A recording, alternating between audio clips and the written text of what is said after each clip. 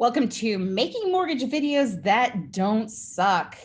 That is quite a title for a training, but I have to be honest with you, having been a casual observer of mortgage videos for the past 9 years, I have to say that there are definitely some pros and cons to making mortgage videos, and there's definitely some best practices that we're going to go over today.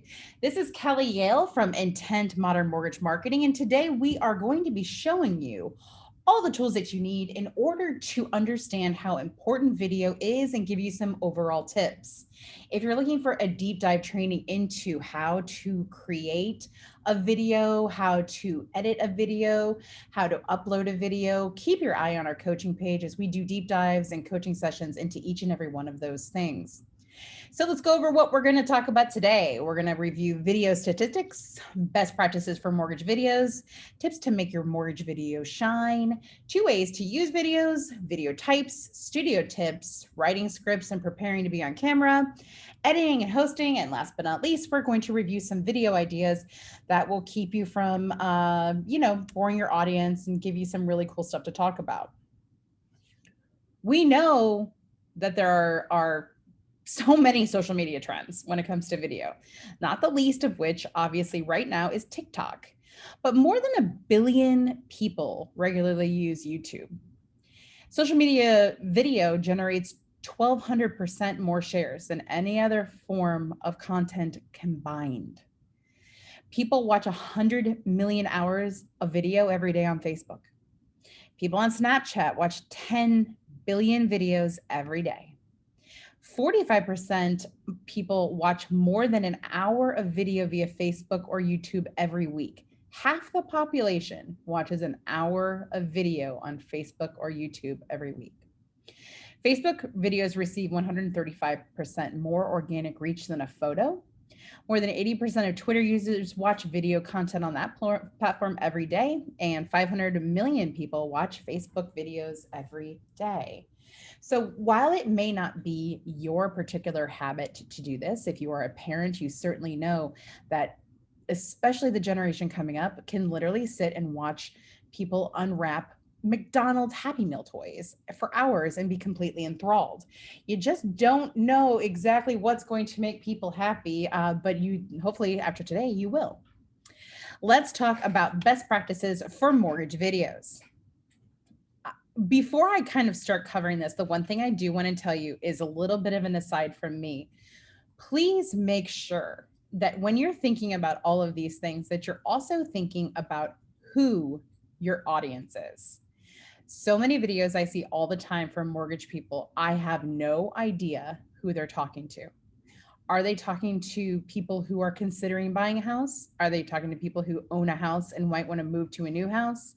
Are they talking to their referral partners? You got to know who your audience is before you can start any of this. You want to make sure that your video is clear and concise, especially concise. You can start with an introduction, right? So for me, as you saw me at the top of the video say, hi, this is Kelly Yale from Intent Modern Mortgage Marketing, and today we're going to be going over X. Give a brief description of what you're going to cover. Center the video around the story and keep the video focused and coherent. So if you are talking about first-time home buyers and you're giving a very specific amount of information, don't go down a rabbit hole of telling stories about those first-time home buyers. Showcase your personality, incredibly important. Educate the people around you and add value. If your video is not there to add value, then it's not a good video. Less is more. 45 to 60 seconds is a sweet spot. Now, we are all aware that sometimes things are going to go longer than that, especially if you're explaining something complicated. Don't be afraid of that. Don't get hung up on the numbers of how long something should be, especially if it's something that's very important to people.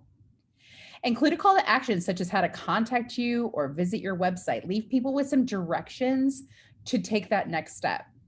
Thank your viewers for watching, and then post the video on your social media platforms, YouTube, Vimeo, Instagram, any of your social media links, and share it out. When you're thinking about ways to make your particular video really stand out, you want to make sure that you are doing just these 5 steps, right? Thank the viewer for watching. Set your intention by identifying the audience and what you want their takeaway to be. So if you're saying, hey, people who own homes right now, who are in my social media sphere, I just wanted to let you know that we are seeing lower rates right now than we have in this amount of time. And we do think that rates are going to be going up. Here's how much money you could save based on, just generalizations. Visualize it. Think about what the other person is going to be experiencing when they watch your video.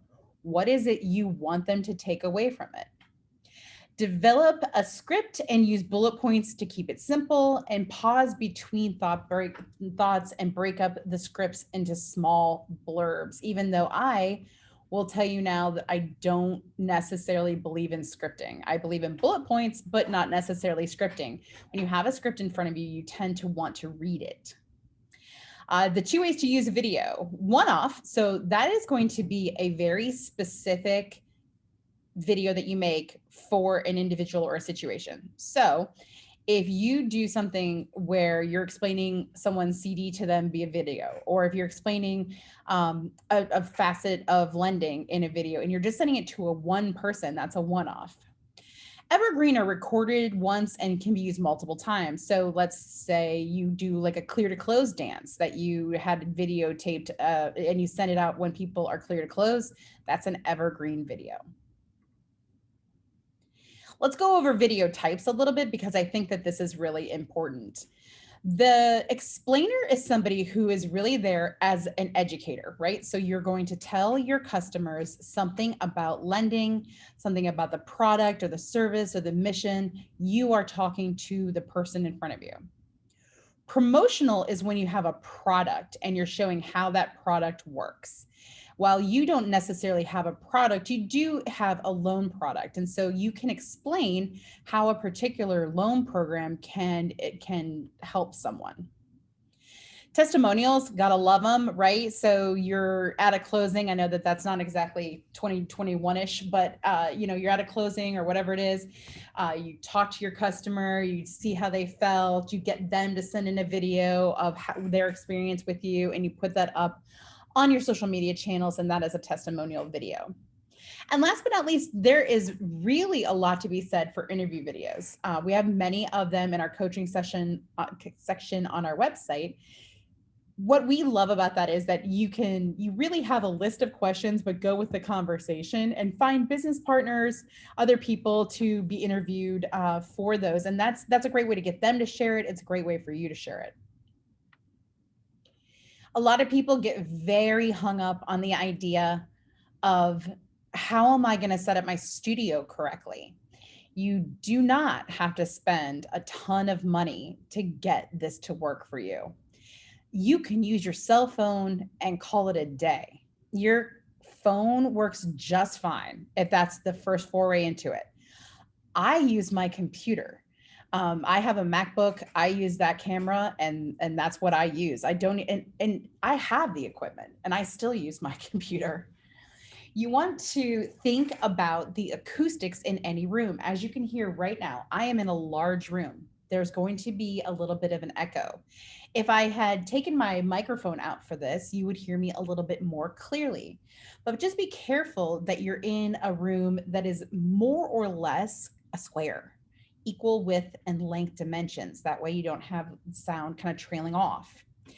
If you want to install panels or curtains or drapes that absorb sound waves, you can, but you can also just look for a room in your house that already has that. One of the best places, in my opinion, to do a video is in a bedroom, because you have curtains, you've got the bed that absorbs the sound, you have the carpet that absorbs the sound, and that's a really great way to avoid having sort of an echo. Choose wooden floors. Oh, well, sure. I'm just going to contradict myself right in the middle there. As carpet only absorbs high frequencies and should be avoided. Okay, well, I disagree with my own point. Strategically place items around that will scatter sound, like a bookshelf, a bookcase, things like that. And there really is some power in getting a good microphone. If you attended our podcasting coaching session, you know that for $75, $100, you can get a really good microphone on Amazon, and it just clips right in your computer and you're on your way. This is just an aside from me because this seems to be a trend that I can't get people to stop doing. If every video you do is you in front of a whiteboard doing whiteboarded math to show people how much money they can save by doing something, that's great. I would love to hear anyone say that they received a loan from a whiteboarded video. Maybe it's possible. I don't know. All I can tell you is I know what they're talking about and I don't watch them. As soon as somebody takes that out, I'm like, nope, I'm out. I want people to deliver stuff honestly and looking into the camera and talking to me like I am a person. I don't want to have somebody trying to explain math to me. Writing a script is a great idea if the script is loose and will help you gather your thoughts. You want to make sure your script is concise and simple. And like I mentioned, I am a believer in only bullet points and those bullet points being hung right next to your camera and you just go to town. As you can tell, on every single screen, as we're going through, you see me having notes on my screen, and yet you hear me talking about what I actually know about. And that's exactly what you want to strive to do. You want to make sure that you, because otherwise it just sounds like, so if I read this to you, writing a loose script will help you gather your thoughts before you begin filming. The best scripts are concise and simple. Now, maybe you don't know I'm reading that, but I think you do. What you want to be able to do is trigger your brain to let you expound on something that you know about. So you know what your intro is. You don't need to write that out. You know the 3 points you want to hit, and you know how to talk about those things. And that's as simple as it is. When you're thinking about what to wear, and this is, I can't tell you the number of people I have to talk to about this. Remember that you're in a professional environment. We are in a casual professional environment in 2021. I get that, but you got to remember that you still want to look very professional. Avoid wearing light white or light colors. That can be kind of difficult, especially if your walls are a light color. Dark or bright always works best in a video. You don't have to dress up, but just think about it. Look, the other day I made a video. I am not joking around. I was wearing a workout shirt, but I threw like a really pretty necklace on and just kind of fluffed my hair, and no one is the wiser. It is really crazy. Don't overthink it. And I can go on about this point about a million times. Today, during this session, I contradicted myself in my own bullet point. I have messed up 5 or 6 or 7 words. There's no question whatsoever that I've probably stopped. I probably said obviously a lot. I like to say a lot. Who cares? Does it stop you from listening to me every day? Did you turn the video off as soon as that started? No, of course not. I'm a human being. You're a human being. We're all human beings. No one's great on video. No one.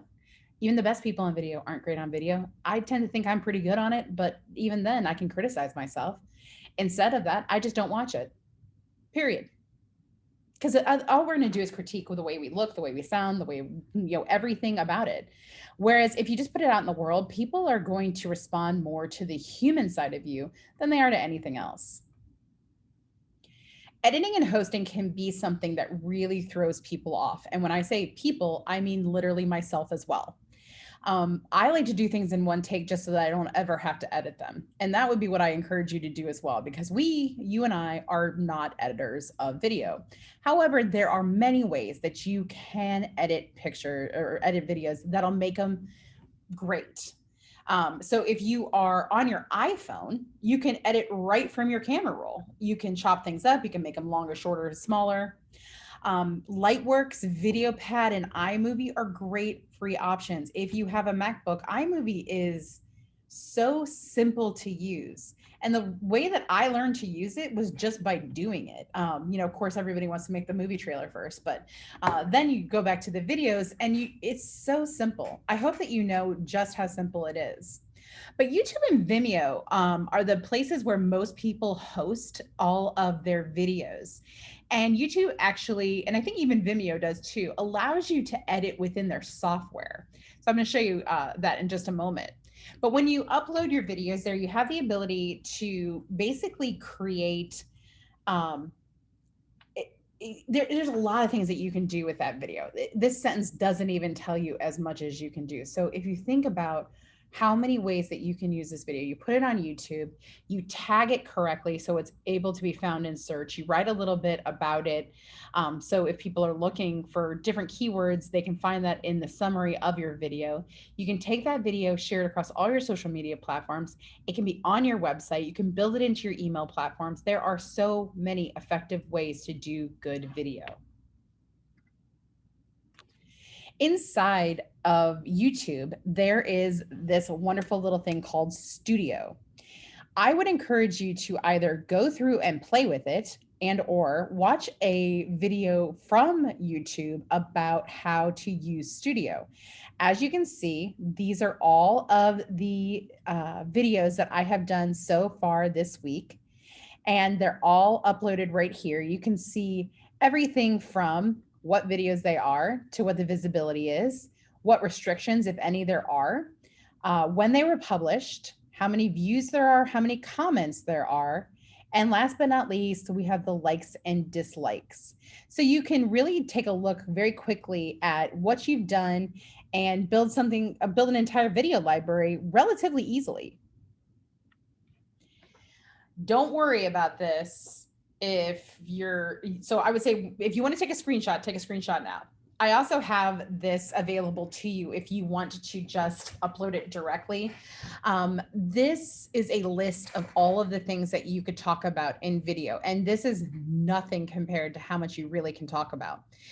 We like to say at Intent, obviously we put out 8 pieces of content for you every single month, and those can also be used as video prompts. Take those ideas as well and create your own videos. But you can walk your clients through the loan process. You can talk about trends in the real estate market. You can talk about any number of things that are on this list. But the basic part is be yourself. Tell them the story of your why. Give people some really interesting background about you, how you got in the business, some stories of success, some stories of failures.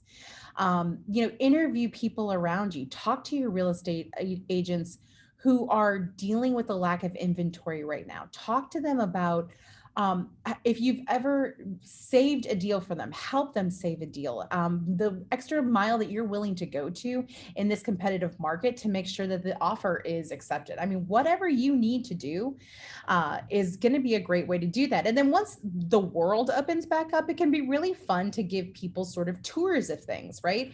Hey, there's a new neighborhood that's being built and it's called X.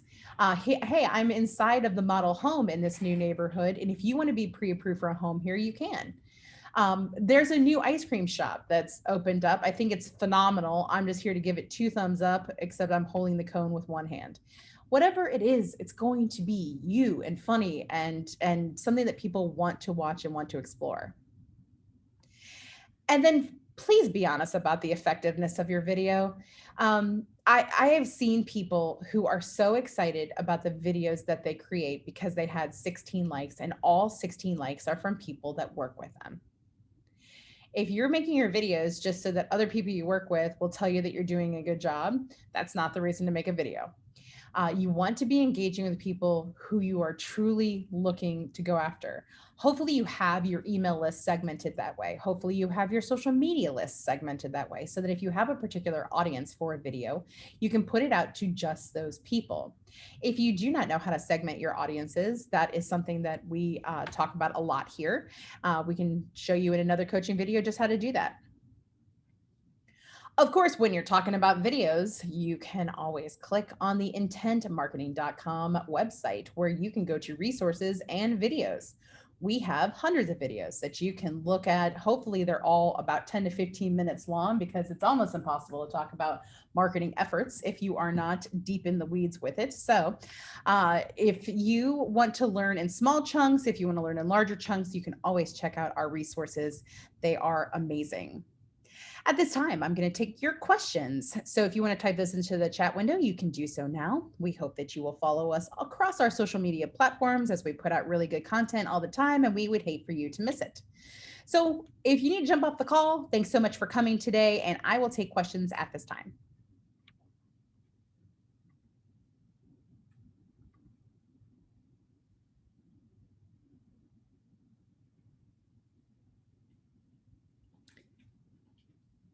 Okay, doesn't look like we have any questions, so we're going to hop off the call. We look forward to talking to you at our next session.